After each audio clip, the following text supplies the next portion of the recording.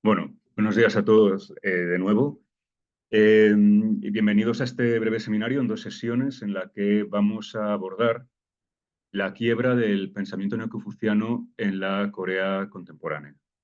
Eh, Disponemos de dos sesiones, ambas breves también, de 1 hora de duración cada una, y lo que vamos a hacer, como una suerte de maltesimetría, en una primera sesión, en la de hoy, abordaremos de una manera muy sucinta una introducción al significado del neoconfucianismo, cuál es esa presencia del confucianismo, una presencia con una vertiente particular en la Corea de la dinastía Joseon, y dedicaremos la segunda sesión a la ejemplificación a partir de algunas citas y la glosa de estas mismas en la novela de la Corea del siglo XX, en las que se manifiesta esta cesura como algo, como vamos a ver, en muchas ocasiones traumático. Bien, pese a que no desconoció episodios críticos, que no obstante siempre logró saldar con inequívoca virulencia, el periodo dinástico Joseon ha sido el más longevo de la historia de la humanidad, el reinado ininterrumpido más longevo de la historia de la humanidad. Se prolongó durante más de 5 siglos. Sin lugar a dudas, el secreto de esta pervivencia estribó en el abrazo de unos principios éticos y de dominio consistentísimos, basados en una interpretación nacionalista en lo político de un sistema ético exógeno. Este sistema ético exógeno fue el confucianismo. El neoconfucianismo es un fenómeno, por tanto, específicamente coreano que parte de un saber, de un sistema ético importado desde el país del centro, desde la civilización china, en el siglo IV después de Cristo, y desde allí pasó a Japón en el VI después de Cristo. Por tanto, las culturas coreana y japonesa forman parte de la influencia cultural china, de la sinosfera. El Hanjam Wapon o Kanji Bunkaken, como se denomina respectivamente en las lenguas coreana y japonesa. Afirmar que ambas culturas, que la coreana y que la japonesa, integran la sinosfera, supone reconocer la extraordinaria influencia cultural china obrada en estas respectivas culturas. Una influencia que, entre otros muchos saberes, eh, pues forma parte la escritura, el sistema de escritura, que luego desarrollarían con particularidades diferentes Japón y Corea, ¿verdad? El confucianismo y el budismo. En Corea se manifiesta este conglomerado de más que 3 religiones, 3 credos, 3 sistemas de creencias, el Samkhya, que serían el budismo, que es un sistema religioso propiamente, el taoísmo, que es un sistema cosmológico, y el confucianismo, que es un sistema ético. Estos 3 puntales proceden, como les digo, de China. Además, Corea y Japón han compartido a lo largo de la historia episodios históricos paralelos. Por ejemplo, ambos países pasaron por un periodo de seclusión nacional, de aislamiento nacional muy dilatado, y además en periodos que son paralelos, que son simultáneos, ¿no? En Japón este Sakoku se prolongó entre 1633 y 1868 durante el shogunato Tokugawa, o periodo Edo, y en Corea el Shogakukan tuvo lugar entre 1644 y 1687. Esta seclusión nacional coreana, estamos hablando específicamente del caso coreano, llevó a que a finales del siglo XIX Corea fuera conocida internacionalmente como la nación eremita, la nación ermitaña. De un modo muy curioso, llama así su obra sobre Corea un autor, Griffiths, quien había vivido en Japón entre 1870 y 1874, un pastor protestante que fue uno de los privilegiados autores de la vamos a decir que de la formación de saberes occidentales en Japón, que se abría ya al exterior, ¿verdad? Y que en el año 1882, sin haber visitado nunca Corea, sin conocer la lengua coreana, escribe una obra muy prolija de 474 páginas, incluyendo ilustraciones y mapas, en las que patrocina la invasión de Corea por parte de Japón. Viene a exacerbar la inferioridad coreana respecto de la civilización japonesa y viene a ser una suerte de patrocinador simbólico de eso que ya estaba en el ambiente en el Japón de finales del XIX y que efectivamente va a tener lugar en el Japón del comienzo del siglo XX. Como ven, además, en esta obra, Corea, en inglés, aparece con una C inicial en lugar de la K, con la que ha aparecido con posterioridad, y que es una K que aparece pues, pornográficamente en textos españoles, ¿no? En lengua española, que se dedican a Corea o a lo coreano con una K inicial, algo que, por favor, ustedes deben evitar a toda costa. Se escribe con C. Del mismo modo, en esta obra del mismo año, 1882, que es una obra militar, ¿no? Dedicada a las banderas, a los pabellones de naciones marítimas, ¿no? Corea aparece, el Teruki, la bandera coreana, aparece también con la nomenclatura en C minúscula.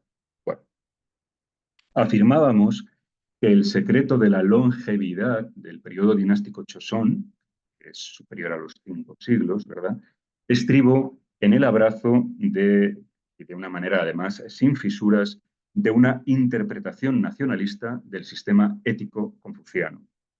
Y no puede subrayarse suficientemente cuán definitoria esta circunstancia ha sido en la cultura de Corea. El periodo Joseon, el más marcadamente confuciano de la historia de la cultura coreana, eh, es evidente, pero incluso antes de la fundación de la dinastía Joseon, por ejemplo, asistimos a esfuerzos por los que el confucianismo va a implantarse de manera definitoria desde entidades gubernamentales, desde la soberanía del país. Y así, por ejemplo, sabemos que Sosurim, en el año 372, el segundo año de su reinado, fundó una Academia Nacional de Estudios Confucianos, la TEJAC.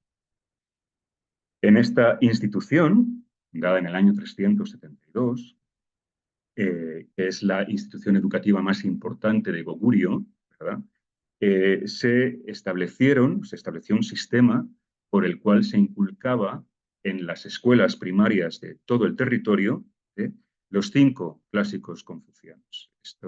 El libro de los cambios, el I Ching, el clásico de la historia, el clásico de la poesía, el clásico de los ritos y anales de primavera y verano. Como les digo, esto comienza a establecerse ya en el año 372.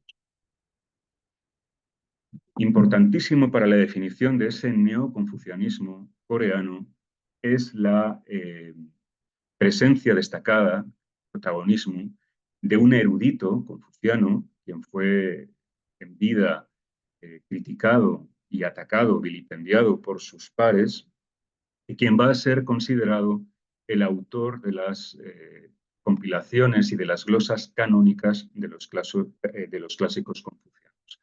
Este pensador se llamaba Tzu-chi, Yu-hi en coreano, vivió entre 1130 y 1200 y durante la dinastía Yuan, en el año 1313, sus exégesis, sus ediciones de los 4 libros van a ser consideradas canónicas a la hora de establecer la base de la formación del pensamiento confuciano. Estos 4 libros, los Shishu, son las analectas, es la recopilación de las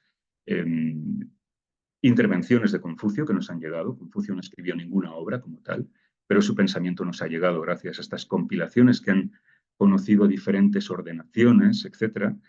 La obra de Mencio, la gran enseñanza y la doctrina del justo medio. Con su distinción como Tzu-chi, como maestro, ¿verdad?, maestro Zhu, Zushi va a ser el único, junto a Confucio y Mencio, que ha sido designado como gran maestro por la historiografía. Como saben, de hecho, el nombre de Confucio es la latinización de Fuji o gran maestro, Kong. Bien, pues. Para el pensamiento de Tzuji o de Yuji, van a resultar fundamentales dos principios. Esto lo vamos a abordar de una manera muy sucinta, ¿verdad? Por un lado, nos encontraríamos con el principio Li o Ri y con Qi. Li sería el principio racional, el principio metafísico que origina todo cuanto existe. Es el principio que anima la existencia de todo lo que hay. Se concibe entonces como una suerte de ley natural. Este Li es el origen de toda la existencia y el principio de la propia evolución de todo lo que existe. El Li no es solo el origen de todo, sino lo que anima a que todo acontezca, a que todo siga un curso. Es el principio universal del que todo participa, porque de lo contrario no podría existir nada. Y el conocimiento superior, el buscador del conocimiento superior, ha de serlo del conocimiento de este principio supremo. Por otro lado, ese segundo principio sería el de Qi, es la fuerza material que otorga forma a los particulares, debido a que el principio supremo, el Li, carece de forma. Esta fuerza, Qi, es la responsable de la distorsión del principio supremo, que puede enturbiar la pureza del principio en la manifestación formal y material de todas las cosas. Esta distinción entre la potencialidad original y la corruptibilidad sobrevenida va a ser orientada por este pensador para el discernimiento de la moralidad. Así, al igual que todo lo que existe participa del promisorio principio supremo, que es puro, todos los hombres presentan en su corazón las virtudes de la piedad filial, de la lealtad, de la humanidad, la rectitud, la inclinación a las convenciones y la sabiduría. Estos son los pilares de la bonomía, lo veremos más tarde. Sin embargo, la naturaleza material de los seres humanos, carácter físico, ¿no?, que es sobrevenido a este principio puro, es lo que puede explicar que el corazón de los hombres se incline en muchas ocasiones hacia el mal. De este modo, nuestro pensador llega a una justificación muy sencilla, muy fácil de entender, de lo que había advertido Mencio, de la bondad innata de los hombres. Somos naturalmente buenos porque participamos de ese principio supremo, pero al mismo tiempo permite explicar por qué, siendo naturalmente buenos, nos pervertimos. Desde el comienzo mismo de la dinastía Joseon, aquí encontramos una imagen del rey Taejo, del fundador de la dinastía, y la nómina de los primeros monarcas, superarían la cincuentena de ellos, ¿verdad? Desde el comienzo mismo, el abrazo del neoconfucianismo resulta central en este sistema dinástico. Y de hecho, por ejemplo, un poquito antes de la fundación por Taejo en 1392 de esta dinastía, en 1390 se compila una obra, el Kongyun, obra de Kongyun, titulada Ihap Tosol, que son o constituyen en diagramas y explicaciones de introducción al aprendizaje, que ya van a partir o que ya van a suponer un adelanto en la organización del neoconfucianismo durante Joseon, ¿verdad?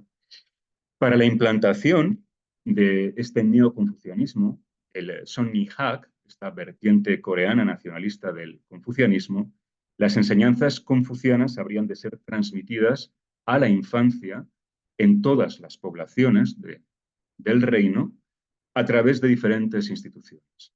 Existían escuelas particulares, las Sodan, Había otras de carácter provincial y público, que son las Gyagyo, el Sogwon, que eran instituciones de carácter privado, y la más importante de todas ellas, esa Tehak, que ya había recibido nombre más de 1000 años antes, ¿verdad?, que pervivió durante toda la dinastía. La sede del Tehak, los edificios que la conformaban no se han conservado, pero sí es cierto que en el lugar donde se emplazaba, aún hoy existe una institución de estudios neoconfucianos en la que, además, todos los años se celebra una ceremonia en honor a Confucio, que es la Sokyon Geche. Esto se encuentra en el campus de la Universidad Sungkyun.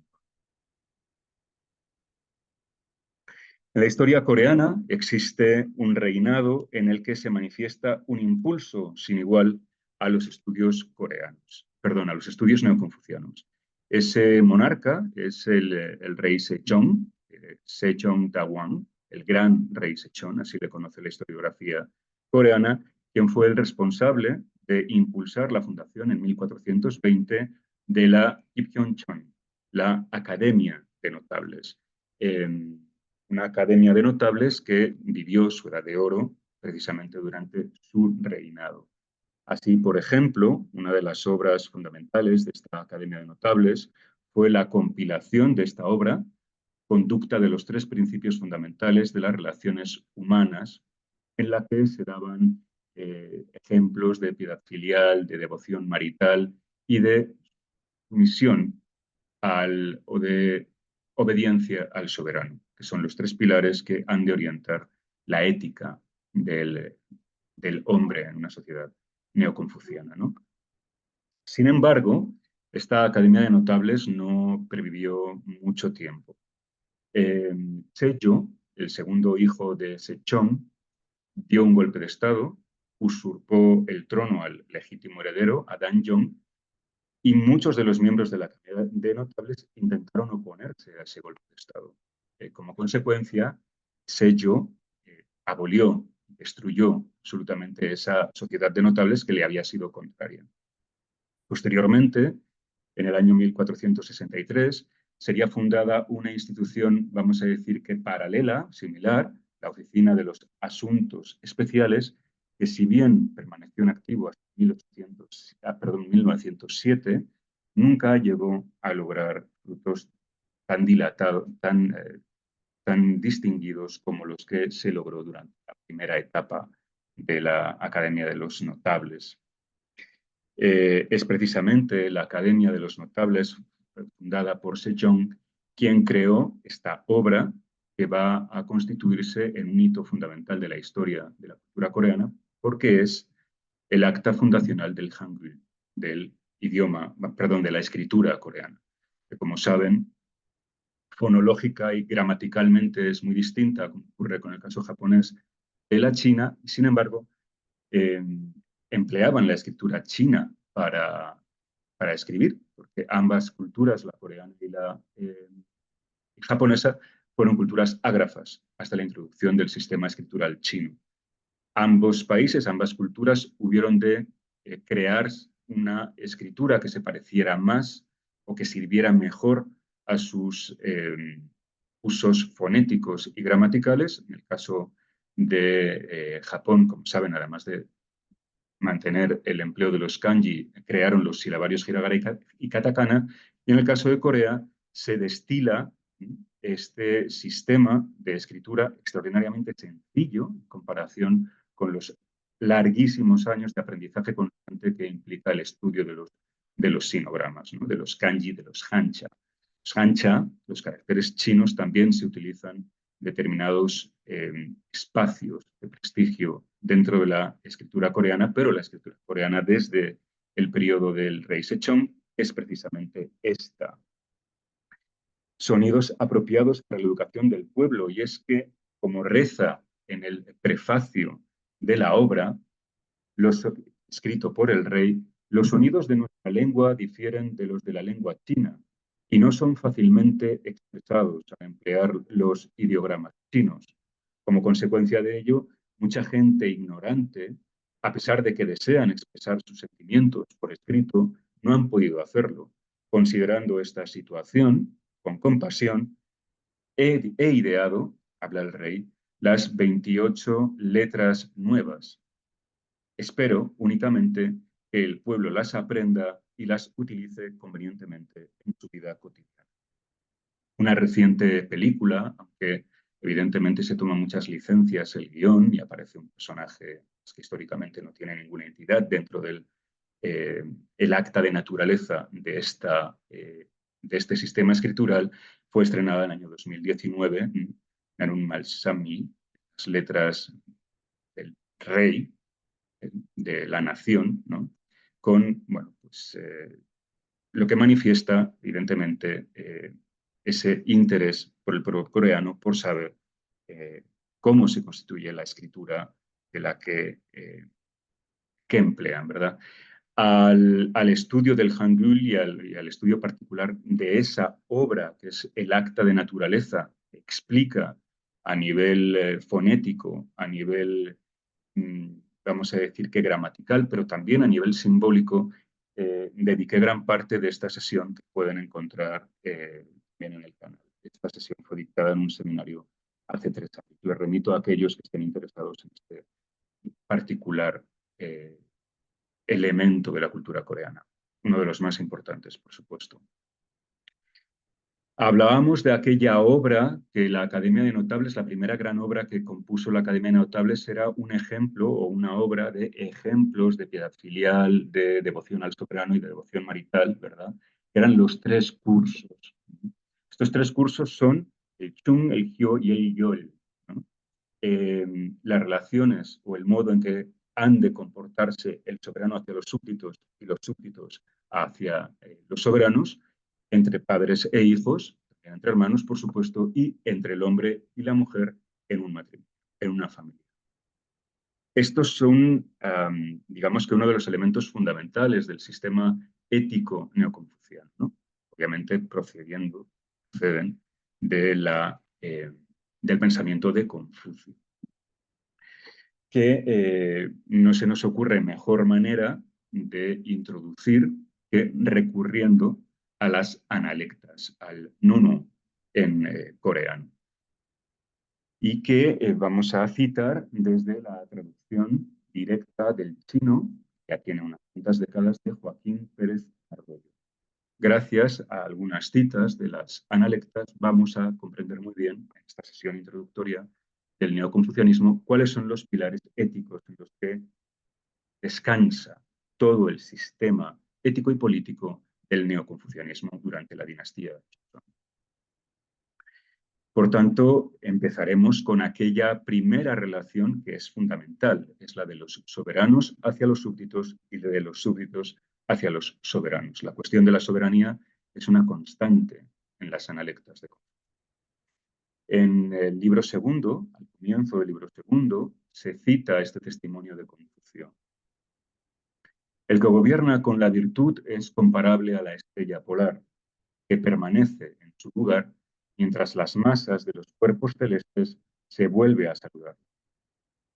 Así como el soberano es el pilar fundamental de toda la nación, de todo el mundo, los súbditos pivotan a su alrededor. Digamos que uno es el centro y el alma y lo demás es cuanto puede manifestarse. Como les decía, resultan constantes las referencias a el arte del buen gobierno en las analectas confucianas. En el libro segundo, nuevamente, se encuentra este testimonio confuciano. Si para guiar a los súbditos se usa del poder y para igualarlos de los castigos, el pueblo huirá de estos, pero no se avergonzará de nada.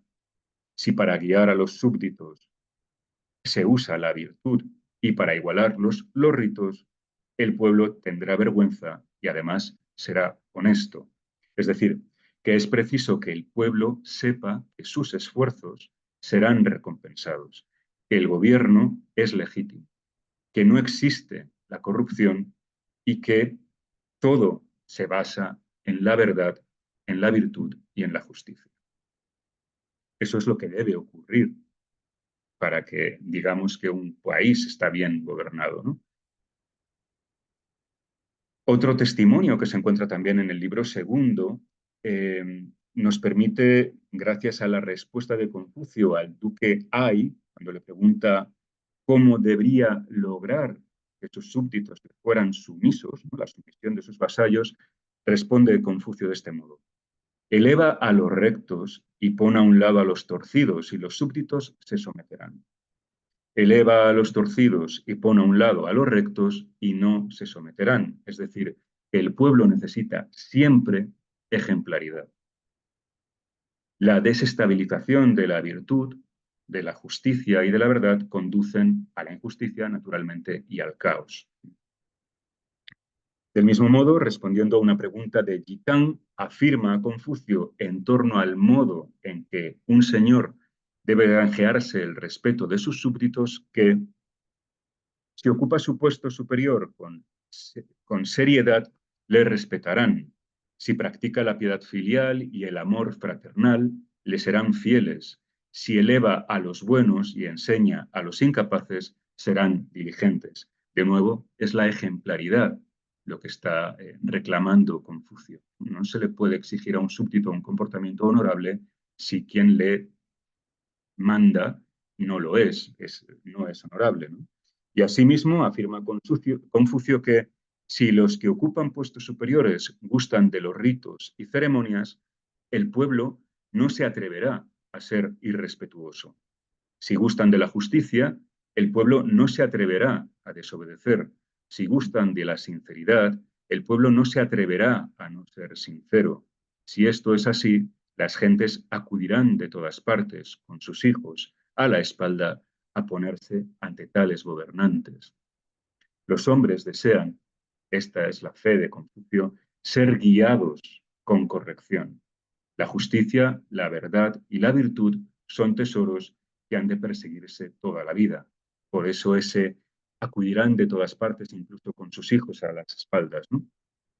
En segundo lugar, el segundo de estos grandes cursos que ha de guiar la existencia de todos los seres humanos es el de la piedad filial. Al comienzo mismo de esta compilación, de la compilación conocida como Analectas, existe un testimonio de uno de los contribuidores de este repertorio del confucianismo en el que se recoge esta manifestación de Yu Xi. El hombre superior se ocupa de lo fundamental porque una vez que lo fundamental ha sido establecido, los caminos salen naturalmente de la raíz.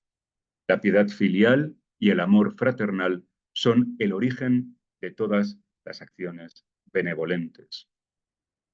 La piedad filial se constituye en el motor fundamental para conducirse en la vida, para resultar ejemplar, para manejar las riendas de la propia existencia.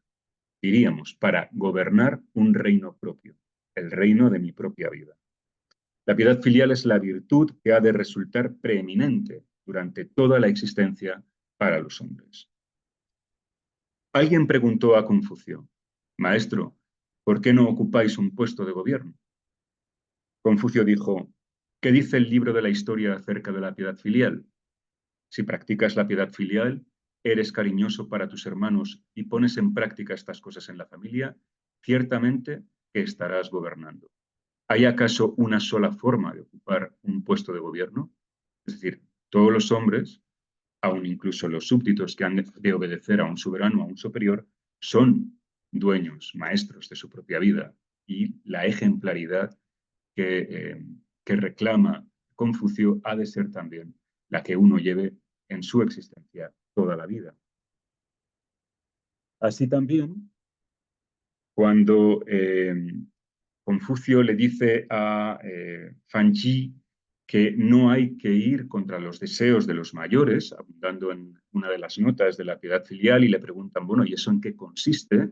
La respuesta de Confucio es la siguiente: que mientras viven, los mayores, ¿verdad?, los padres, hay que servir a los padres con corrección. Con corrección hay que enterrarlos cuando mueren, que con la misma corrección hay que celebrar los sacrificios en su memoria.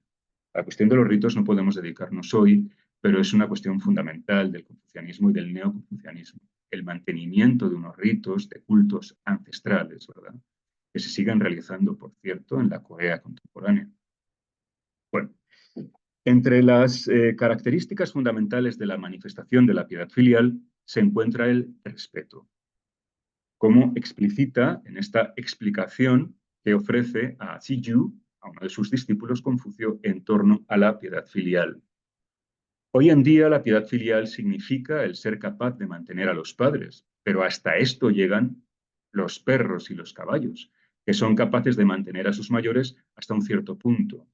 Si aparte de esto viven, hay que servir a los padres con corrección, que con corrección hay que enterrarlos cuando mueren y que con la misma corrección hay que celebrar los sacrificios en su memoria. En los tres puntales que habíamos visto en la cita anterior, el mantenimiento, el buen enterramiento o el buen dar descanso y el buen mantener la memoria y el rito de los que se han ido, ¿no?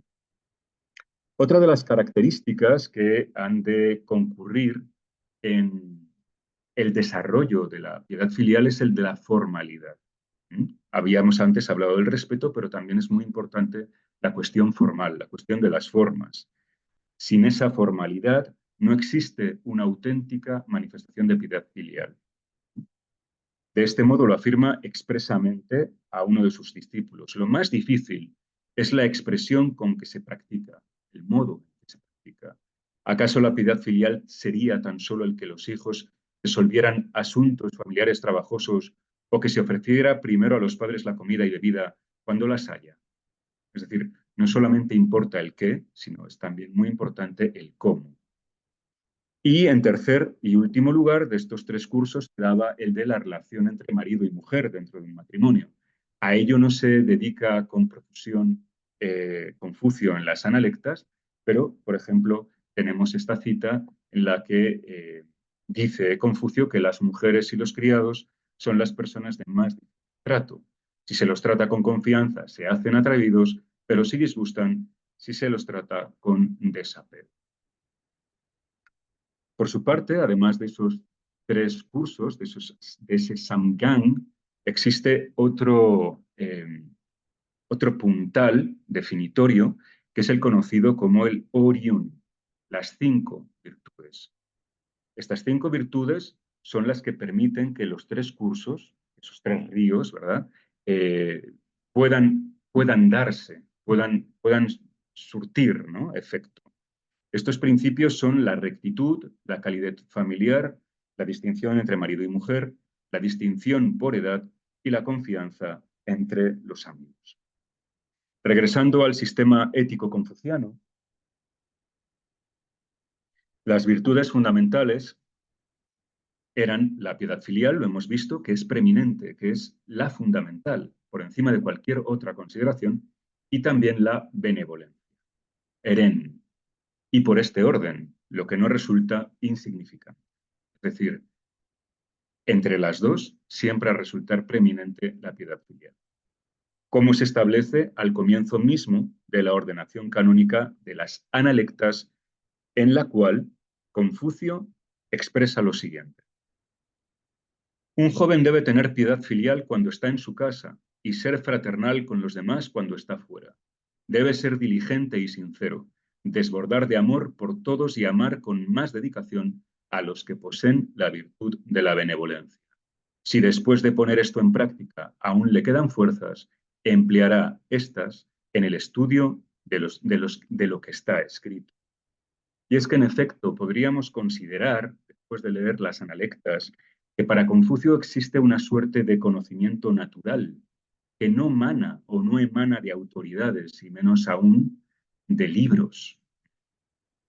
Por más que el estudio de los clásicos sea siempre alentado, como vamos a ver.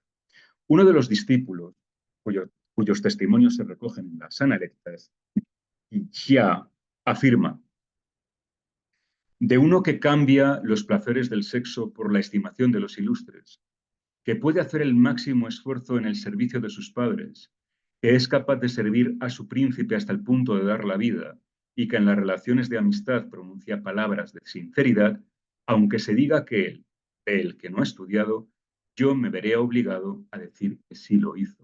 Es decir, que existe una suerte de sabiduría natural que no se aprende en los libros. Del mismo modo, existe un pasaje maravilloso en el que se esgrime que existe una suerte de conocimiento esencial, sincero, natural. Cuando las cualidades naturales se imponen sobre las que da la educación, el sujeto en cuestión será un rústico. Cuando lo aprendido domina a lo innato, el individuo de que se trate será un vulgar funcionario. Cuando lo natural y lo que deriva del estudio están armoniosamente mezclados, es cuando nos encontramos ante un hombre superior. Es decir, existe un conocimiento libresco que atenta contra el conocimiento natural, contra ese saber esencial. Contra esto hay que también ir, ¿no? Resulta a lo largo de las analectas fundamental el tratamiento de la naturaleza y del modo en que ha de conducirse la práctica del estudio. Así, por ejemplo, Confucio afea a Sidú que no le haya contestado al duque de She cuando le preguntó cómo era Confucio lo siguiente. Confucio no es más que un hombre que en su afanosa búsqueda se olvida hasta de comer y que en la alegría de lo encontrado se olvida de sus sufrimientos y hasta de que se hace viejo. Esto nos sirve para encontrar una suerte de autorretrato de Confucio. ¿Cómo quisiera ser conocido Confucio en su vida? Pues así, como un hombre que en su afanosa búsqueda se olvida hasta de comer e incluso que se hace viejo, ¿no? Una idea que reitera en la siguiente afirmación. En una aldea de 10 casas seguro que se encontraría alguien tan leal y sincero como yo, pero no habría ninguno a quien le gustara el estudio tanto como. Confucio es fundamentalmente un buscador de conocimiento, alguien que honra el estudio, ¿no? Y aún una manifestación expresa sobre su inagotable sed de conocimiento. Si me dieran más años de vida, dedicaría 50 de ellos al estudio del I Ching, el libro de las estaciones. Y así llegaría a no tener grandes faltas. Como saben, la interpretación de este libro difiere mucho entre los autores.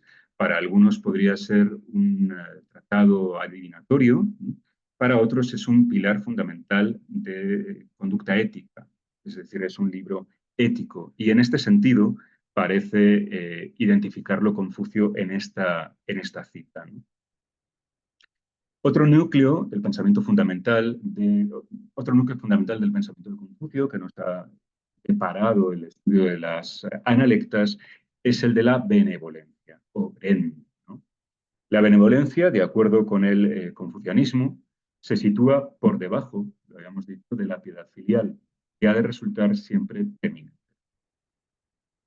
Una vez que hablaba con Confucio, el duque de She, que habíamos mencionado antes, le dijo: en nuestra comunidad hay gente de conducta tan recta que si un padre hubiera robado un cordero, su propio hijo actuaría de testigo contra él. A lo que responde Confucio: en la mía, en cambio, la rectitud de la gente es distinta. El padre oculta lo que el hijo hace de malo y el hijo esconde lo malo que hace su padre. En esto reside la rectitud.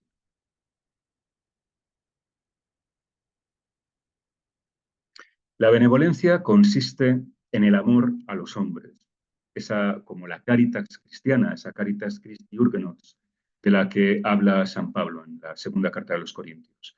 Es un amor que urge a amar a las demás personas. Fan Yi, como consta en el libro 12 de las Analectas, Fan Yi preguntó a Confucio acerca de la benevolencia y Confucio le dijo: la benevolencia consiste en amar a los hombres. Por su parte, inquirido en una ocasión por Zhang Gong acerca del significado de este concepto de la Eren, de la benevolencia, Confucio sostuvo que la benevolencia consiste en que cuando salgas de tu casa te comportes con todos como si fueran importantes personajes, en dar órdenes a los inferiores como si fuese a celebrar un gran sacrificio, en no hacer a los otros lo que no quieres que te hagan a ti, y en no dar lugar a murmuración alguna contra ti, ni en la familia, ni en el país. Del mismo modo, sostendrá que el hombre benevolente es cuidadoso con sus palabras, también en el libro 12º de las Analectas. La benevolencia tiene su opuesto en la maldad, naturalmente, pero es notorio el modo en que, antes que de personas malvadas, Confucio habla de personas vulgares. Así, por ejemplo, afirmará que el hombre superior piensa en la virtud, el hombre vulgar en la comodidad, el hombre superior piensa en los castigos, el hombre vulgar en las gracias que pueda recibir. Esta es una sentencia que me parece absolutamente actual, ¿no? Nuevas manifestaciones al respecto de esta dicotomía entre el hombre superior y el vulgar aparecen en numerosas ocasiones, electas. Así, por ejemplo, dentro del libro 13º, que afirma, el hombre superior está centrado en la justicia, el hombre vulgar en el beneficio, es un poco paralela a la cita anterior. También el hombre superior es digno sin orgullo, el hombre vulgar es orgulloso sin dignidad. O también ha habido hombres superiores que no han sido siempre benevolentes, pero no hombres vulgares que hayan sido benevolentes. Fundamental para Confucio es saberse rodear de buenos amigos. Hay tres clases de amistad, dice en el libro 16º de las Analectas. Tres clases de amistad que reportan benevolencia y otras tres que son dañinas. Es beneficiosa la amistad con los rectos, con los honestos y los que han oído y saben muchas cosas. Por el contrario, es dañina la amistad con los hipócritas, con los aduladores y con los que hablan hábil y tortuosamente. Del mismo modo que es preciso que los buenos amigos se corrijan mutuamente entre sí allí cuando advierten que su compañero ha incurrido en una falta. En síntesis, y como responderá Confucio a Xishan cuando le pregunta en qué consiste la benevolencia, cortesía, generosidad, sinceridad, diligencia y amabilidad. Esos son los pilares de la benevolencia. Si eres cortés, no te insultarán. Si eres generoso, te ganarás a todos. Si eres sincero, los demás te darán su confianza. Si eres diligente, conseguirás muchas cosas. Y si eres amable, tendrás lo que hace falta para dar encargos a las demás personas. Como les decía, aunque no podemos abundar en ello, las analectas proclaman la extraordinaria importancia que tienen los ritos.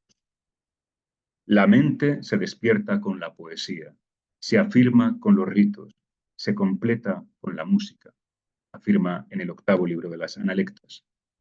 El hombre superior tiene como fundamento, perdón, tiene la justicia como fundamento y se vale de los ritos para ponerla en práctica, de la humildad para sacarla al exterior y de la sinceridad para perfeccionarla. El que así se comporta es en verdad un hombre superior.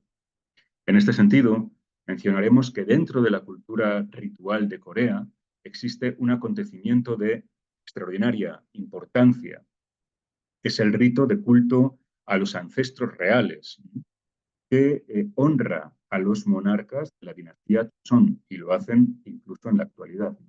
Es el Cheongmyo Cherie, que recibe su nombre del santuario Cheongmyo, que se encuentra en Seúl.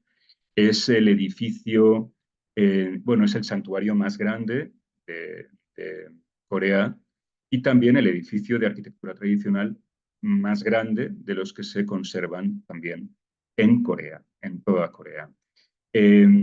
Fue edificado originalmente en el año 1394, se concluyeron las obras.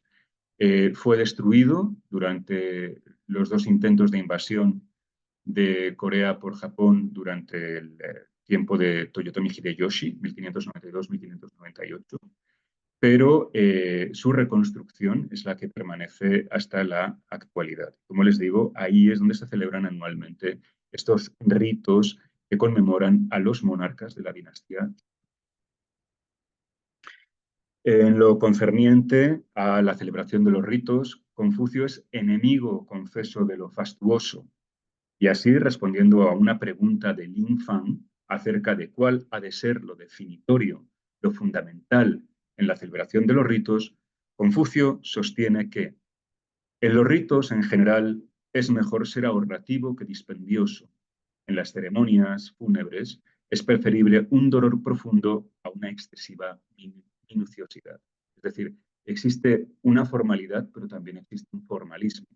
Hay que ser formal, pero no formalista, porque un respeto extraordinario por el boato puede enmascarar que verdaderamente no hay sinceridad en ese rito que se está practicando. En efecto, estamos concluyendo, observar formalmente los ritos no sirve de nada si no se siguen con devoción sincera. Y así lo expresa Confucio. Si un hombre no tiene benevolencia, ¿de qué le sirven las ceremonias? Si un hombre no tiene benevolencia, ¿de qué le servirá la música? La sinceridad, pues, es un tesoro fabuloso, pero todo tesoro fabuloso resulta extraordinariamente difícil de encontrar. En una diatriba estentórea, Confucio exclamará que no he encontrado a nadie que pueda apreciar sus propias faltas y acusarse a sí mismo en su interior. Realmente resulta muy difícil ejercitar la autocrítica, ¿no? Y una mala práctica ritual, no en lo formal, sino en el alma de quien lo celebra, es manifiestamente censurable. Confucio afirma: